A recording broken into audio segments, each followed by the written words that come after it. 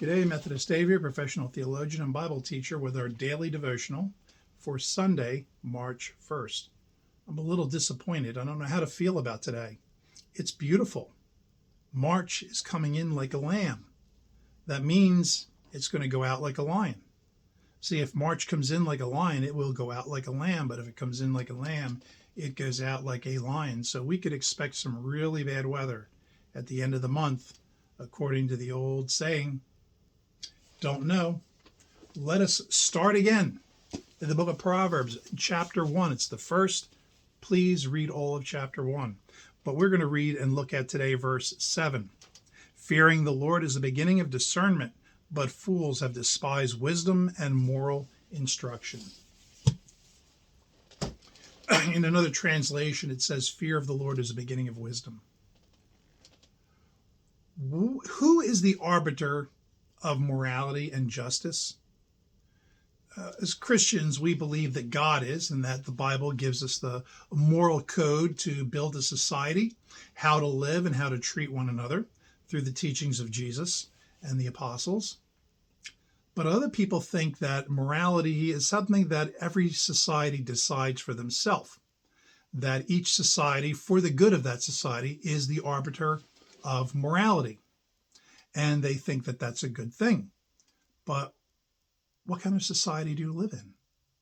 I mean, there have been societies in existence that held perfectly reasonable beliefs in their eyes.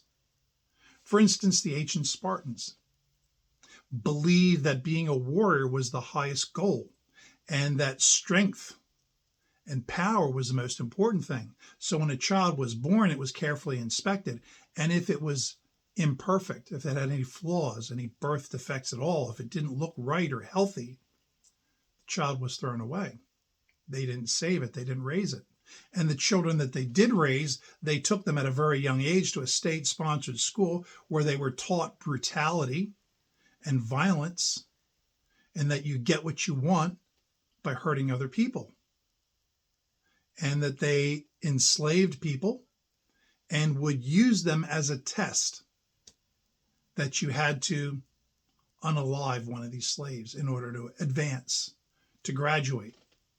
That's how little they saw the lives of other people. Or what about that country in the middle of Europe just a few years ago that decreed that a certain race of people were subhuman and it was okay to exterminate them, and committed atrocities that we still shudder under today?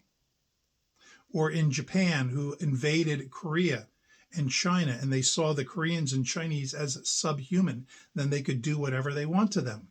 And they saw other peoples as inferior, and that they were racially superior to everyone else.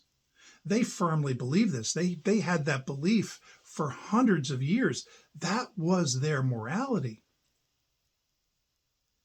The morality of a society is not always correct.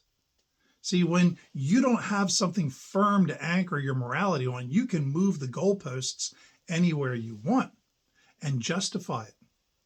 A lot of people criticize religion, and they say that's enlightenment thinking. That's the thing to go for. Enlightenment. What system did enlightenment give the world when it had the chance to take over a nation? The French Revolution and the Reign of Terror, when thousands were sent to the guillotine. And then the ruling council turned on itself and sent its own members to the guillotine. You move the goalposts, you change them around, and it becomes might makes right. But if you acknowledge that there's a God above watching over everything that you do, and that no matter what you do, you have to answer to that God, then you're going to be a little more careful about how you treat other people.